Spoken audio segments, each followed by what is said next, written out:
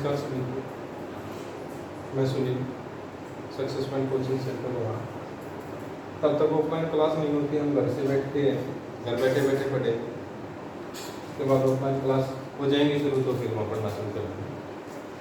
और मैं सभी स्टूडेंट को देखते हुए नए सीरीज से शुरू करूँगा। विश्व का भूगोल शुरू करेंगे। इंडियन ज्योग्राफी के हमने कुछ टॉपिक किए थे, लेकिन अलग अलग बैचों में अलग अलग टॉपिक चले गए। विश्व भूगोल किसी का नहीं हुआ और यहाँ से हमारा हम करेंगे।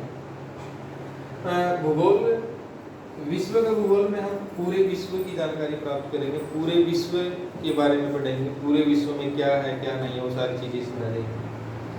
भूगोल जो विषय है, यानी भूगोल विषय को आश्रय जाता है यूनानियों ने भूगोल विषय यूनानी लेकर आए, यूनानियों ने भूगोल का विषय को बनाया।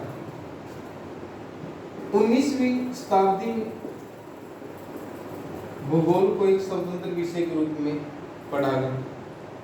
भूगोल कहते किसे हैं? भूगोल में वो सभी जीव जंतु, महासागर, मानव, जितने भी पृथ्वी पर चीजें हैं वो सभी भूगोल में आ जाती हैं। उन सभी की जानकारी देने वाले को, जो जानकारी हमें विषय देता है, उसे भूगोल कहते हैं। भूगोल में, विश्व के भूगोल में हम बहुत सारे टॉपिक करें, जैसे हमारा ब्रह्मांड हो गया, यानी किस प्रकार से हमारा ब्रह्मांड बना, जिस प्रकार से हमारी पृथ्वी की गतियां हो जाएंगी, हमारा सौरमंडल हो जाएगा, द्वीप हो जाएंगे, महासागर हो जाएंगे, पृथ्वी पर चट्टानें हो जाएंगी, आकाशीय पिंड हो जाएंगी, उल्का पिंड हो जाएंगी, पठार हो जाएगा, मैदान हो जाएगा, बहुत सारे टॉपिक होंगे। टोटली टॉपिक हम कवर करेंगे। विश्व भूगोल में कुछ इंपॉर्टेंट बातें हम करेंगे, यानी विश्व यानी भूगोल, यानी जो भूगोल है, भूगोल का जनक किसे कहा जाता है? सबसे पहला क्वेश्चन ये आपने याद रखना है। भूगोल का जनक हिकेटियस को माना गया है, यानी भूगोल का पिता किसे कहा जाता है? हिकेटियस को कहा जाता है। ज्योग्राफी का शब्द का सबसे पहले प्रस्ताव, ज्योग्राफी का शब्द का प्रयोग किया था इरेटोस्थनीज ने। इरेटोस्थनीज ने ज्योग्राफी का शब्द का प्रयोग किया था। उसके बाद ग्लोब यानी पृथ्वी के एक छोटे रूप को मॉडल के रूप में दर्शा के उसे ग्लोब कहते हैं। ग्लोब के निर्माता मार्टिन बेहम हुए, यानी ये जर्मनी के खगोलक थे। उसके बाद एनेक्सीमेंडर विश्व का मानचित्र बनाने वाले प्रथम व्यक्ति थे, यूनान के थे। भारत का प्रथम मानचित्र बनाया था एन विले ने, और विश्व मानचित्र पर सर्वप्रथम भारत को टोलमी ने दर्शाया था। ब्रह्मांड, उसके बाद हम बात करते हैं, यानी सबसे पहले टॉपिक पे हम आते हैं, यानी टॉपिक की बात करते हैं। यानी टॉपिक है हमारा ब्रह्मांड। सबसे पहले हमें जानने की आवश्यकता है ब्रह्मांड होता क्या है, ब्रह्मांड कहते किसे हैं, यानी ब्रह्मांड की उत्पत्ति के बारे में हम जानेंगे। ब्रह्मांड की उत्पत्ति में बहुत सारे खगोल शास्त्रियों ने बहुत सारी परिभाषाएं दी हैं, बहुत सारे सिद्धांत दिए हैं। एक नाम है ओटो रिमंड ने धूल परिकल्पना का सिद्धांत दिया। लाप्लासा ने निहारिका परिकल्पना का सिद्धांत दिया। और एक हमारे वैज्ञानिक हुए लेमेटियर ने बिग बैंग का सिद्धांत दिया, या महाविस्फोट का सिद्धांत दिया। ये बेल्जियम के वैज्ञानिक थे। इन्होंने इस सिद्धांत को 1931 ईस्वी में प्रस्तुत किया, और इस सिद्धांत में इन्होंने बताया, यानी ब्रह्मांड की उत्पत्ति कैसे हुई। इन्होंने बताया 15 अरब वर्ष पूर्व, यानी जो हमारा सूर्य, ग्रह, उपग्रह जो भी है, ये सभी एक पिंड में विद्यमान थे, और इस पिंड में क्या हुआ, एक महाविस्फोट हो गया, और महाविस्फोट होने के बावजूद ये सारी चीजें अलग अलग फैल गई, जिससे ब्रह्मांड की उत्पत्ति हुई। समझ में आ रहा है? ब्रह्मांड की उत्पत्ति होगी। उसके बाद इसने बताया कि जो ये हमारा एक सघन पिंड था, इसमें 3 प्रकार के कण थे। एक है हमारा इलेक्ट्रॉन, न्यूट्रॉन और प्रोटॉन। ये कण पाए गए थे इस एक पिंड में। इलेक्ट्रॉन के खोजकर्ता थे हमारे जॉर्ज थॉमसन, न्यूट्रॉन के खोजकर्ता थे हमारे चैडविक और प्रोटॉन के खोजकर्ता थे हमारे रदरफोर्ड। जॉर्ज थॉमसन ने इलेक्ट्रॉन की खोज की, चैडविक ने न्यूट्रॉन की खोज की और प्रोटॉन रदरफोर्ड ने प्रोटॉन की खोज की। ब्रह्मांड की उत्पत्ति होगी और इस प्रकार से ब्रह्मांड अस्तित्व में आ गए। उसके बाद ब्रह्मांड में जब ब्रह्मांड की उत्पत्ति हुई, बहुत सारी गैलेक्सियों का निर्माण हुआ, बहुत सारी गैलेक्सियों का निर्माण हुआ, यानी बहुत सारी गैलेक्सियों में विभाजित हो गया। एक गैलेक्सी, यानी गैलेक्सी किसे कहते हैं? अरबों तारों के समूह को गैलेक्सी कहा जाता है। एक गैलेक्सी में लगभग 100 अरब तारे, 100 अरब तारों के समूह को गैलेक्सी कहा गया। गैलेक्सी का जो केंद्र बिंदु होता है, गैलेक्सी के केंद्र बिंदु को बल्ज कहते हैं, यानी इस बल्ज में तारे सघन अवस्था में मिलते हैं। बहुत नजदीक नजदीक बहुत ज्यादा तारे यहाँ पर मिलते हैं। उसके बाद इन्हीं गैलेक्सियों में, यानी हमारी एक आकाश गंगा है, आकाश गंगा या फिर मदाकिनी, मिल्की वे है, जिसमें हमारा सूर्य विद्यमान है। इस प्रकार से ब्रह्मांड की उत्पत्ति, भूगोल के आपने 8-10 क्वेश्चन की, यानी भूगोल कहते किसे आपने पता चल गया। भूगोल कौन लेके आए? यूनानी ले गए। उसके बाद भूगोल को कब स्वतंत्र विषय के रूप में पढ़ा गया? 19वीं शताब्दी में पढ़ा गया। उसके बाद आपने बात की भूगोल का जनक किसे कहा जाता है? हिकेलियस को कहा जाता है। ज्योग्राफी का शब्द का प्रयोग सबसे पहले किसने किया? इरेटोस्थनीज ने किया। ग्लोब का निर्माता कौन है? मार्टिन बेयम, जर्मन की वैज्ञानिक थे। एनेक्सीमेंडर, यानी विश्व का मानचित्र बनाने वाले प्रथम व्यक्ति एनेक्सीमेंडर थे, यूनान के थे, यानी उन्होंने लगभग 550 ईस्वी पूर्व में विश्व का मानचित्र बनाया। भारत का प्रथम मानचित्र बनाने वाले व्यक्ति थे अनविले, यानी 1752 ईस्वी में इन्होंने भारत का मानचित्र बना। लेकिन विश्व मानचित्र पर सर्वप्रथम भारत को दर्शाने वाले व्यक्ति थे टॉलमी। आगे देखो, कितना समझ दिमाग समझ में नहीं आया? अगली बात देखो, सौरमंडल। सौरमंडल से पहले देखो, जिस प्रकार से जो हमारा ब्रह्मांड बना और ब्रह्मांड में बहुत सारे तारों का निर्माण हुआ, बहुत सारे ग्रह हो गए, यानी तारों की दूरी मापने के लिए वैज्ञानिकों ने दूरी मापक की जरूरत पड़ी, जिसके लिए उसको सेंटीमीटर किलोमीटर में मापना असंभव था। उसके लिए एक दूरी मापक यानी प्रकाश वर्ष का निर्माण हुआ। प्रकाश वर्ष किसे कहा जाता है? सूर्य के, यानी प्रकाश के द्वारा एक वर्ष में तय की गई दूरी को प्रकाश वर्ष कहते हैं। प्रकाश वर्ष को 9.46 मल्टीप्लाई 10⁻12 किलोमीटर के इक्वल एक प्रकाश वर्ष। एक प्रकाश वर्ष बराबर किसके है? इतने किलोमीटर के इक्वल है। उसके बाद एक इकाई और आती है हमारी पारसेक। पारसेक भी दूरी मापने का एक यंत्र है और 3.6 प्रकाश वर्ष के इक्वल एक पारसेक। उसके बाद बात करते हैं तारा किसे कहते हैं? तारे कहते किसे? तारे किसे कहते हैं? यानी तारे का अपनी एक ऊष्मा होती है, अपना एक प्रकाश होता है। तारे का जो ईंधन है वो हाइड्रोजन होता है। तारा हाइड्रोजन से ईंधन में प्रयोग करता है। तारे का ऊर्जा देने का स्रोत है वो नाभिकीय संलयन होता है। अगली बात देखिए, सौरमंडल।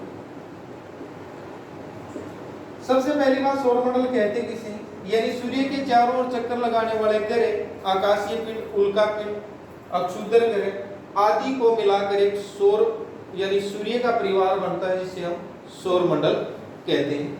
सौरमंडल में इस प्रकार से हमारा सूर्य, ग्रह, उपग्रह, अक्षुद्र ग्रह,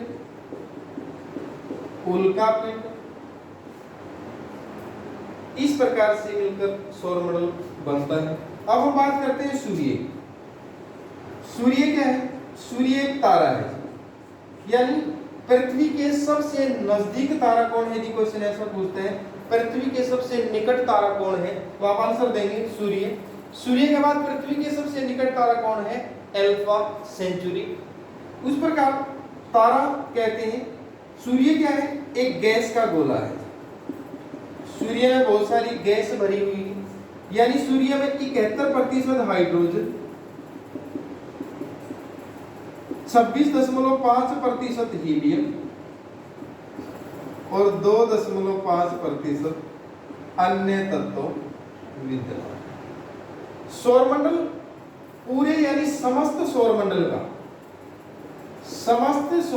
का ऊर्जा का स्रोत क्या है? वो सूर्य है। समस्त सौरमंडल का ऊर्जा का स्रोत भी क्या है? सूर्य है। आगे हम बात करते हैं सूर्य की। ये बात क्लियर होगी? 71% हाइड्रोजन, 26.5% हीलियम, 2.5% अन्य तत्व विद्यमान है। सूर्य का प्रकाश पृथ्वी तक पहुंचने में समय कितना लेता है? 8 मिनट 16.6 सेकंड का समय लेता है, यानी लगभग 500 सेकंड में, यानी पृथ्वी पर सूर्य का प्रकाश पहुंच जाता है। सूर्य के जिस प्रकार से यह सूर्य है, सूर्य के आंतरिक भाग को नाम दिया गया है क्रोड।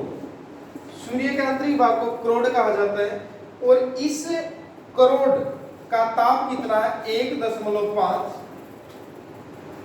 मल्टीप्लाई 10⁻7 डिग्री सेल्सियस, यानी इसके केंद्रीय भाग का तापमान है। सूर्य की बाहरी सतह का तापमान कितना है? 6000 डिग्री सेल्सियस सूर्य की बाहरी सतह का तापमान है, जिसको हम प्रकाश मंडल कहते हैं। आगे देखिए,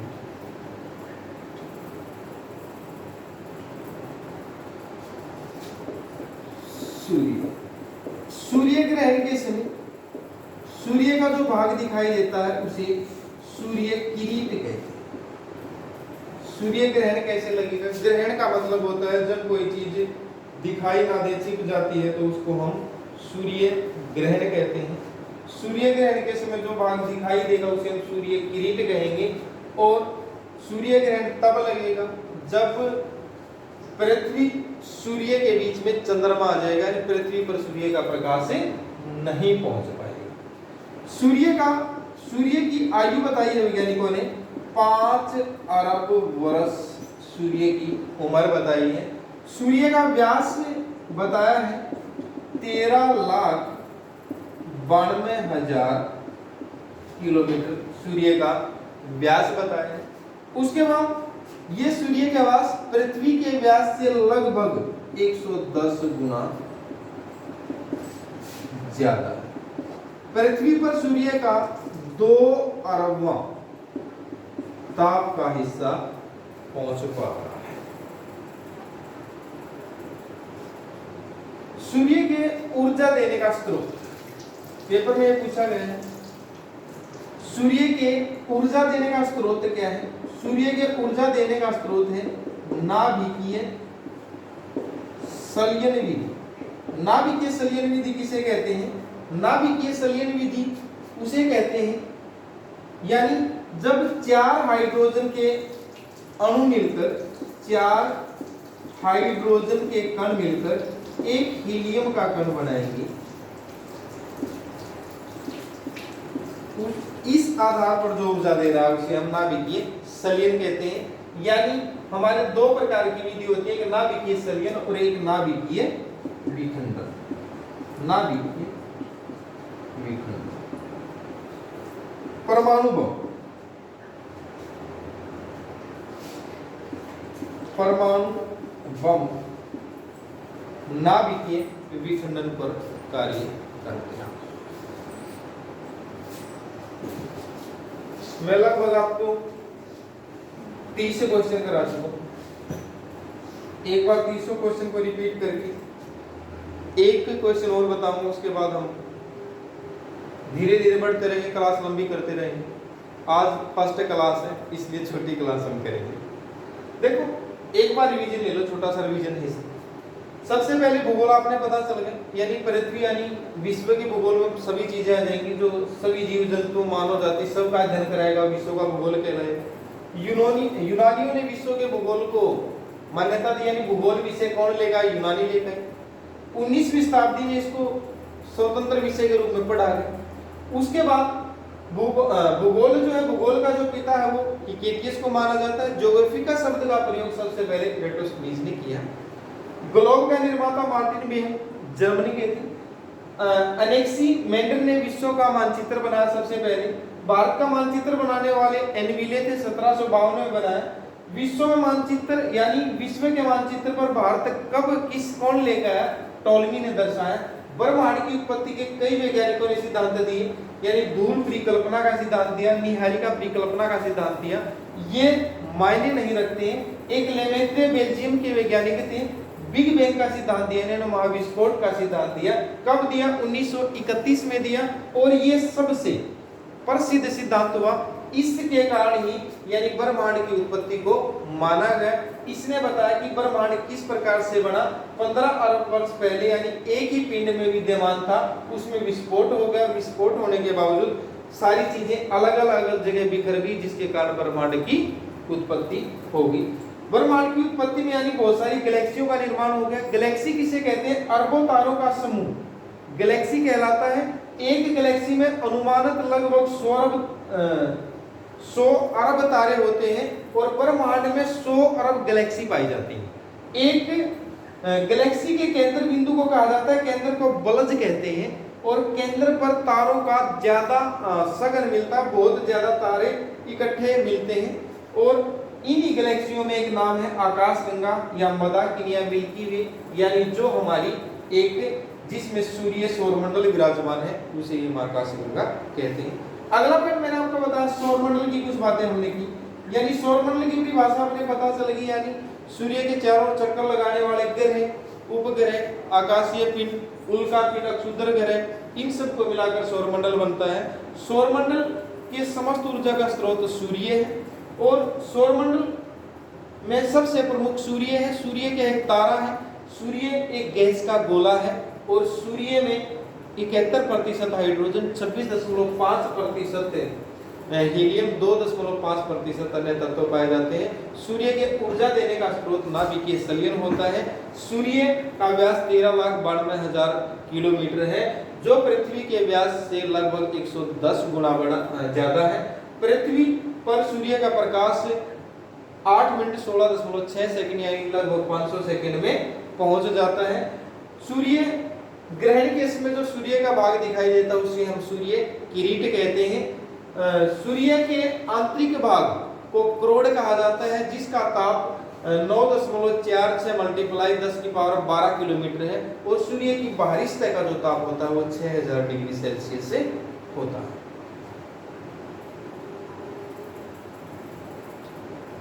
अब ये मैंने आज काम आपको करवाया, अब आगे से हम वीडियो को थोड़ा सा और बढ़ाएं। ये फर्स्ट टाइम था, थोड़ा सा अजीब है वगैरह आप स्टूडेंट की ऐसा लग रहा है। उसके बाद हम टॉपिक को बढ़ाते चलेंगे, कंटिन्यू टॉपिक करेंगे, कंटिन्यू हम इस पे चलेंगे। आपका किसी का डाउट है हम लाइव क्लास भी चलाने की कोशिश करेंगे, कभी आपको टाइम बताएंगे वो लाइव भी हम क्लासें करेंगे। यदि फिर भी आपका कोई डाउट है तो मैं नंबर अपना लिख रहा हूं, आपका यदि कोई क्वेश्चन है और आप उस क्वेश्चन को जानना चाहते हैं, इस नंबर से आप जुड़ जाएं, व्हाट्सएप करें मेरे पास और आप अपना जो भी आपका डाउट है वो कमेंट कर दें, आप कर सकते हैं। Thank you.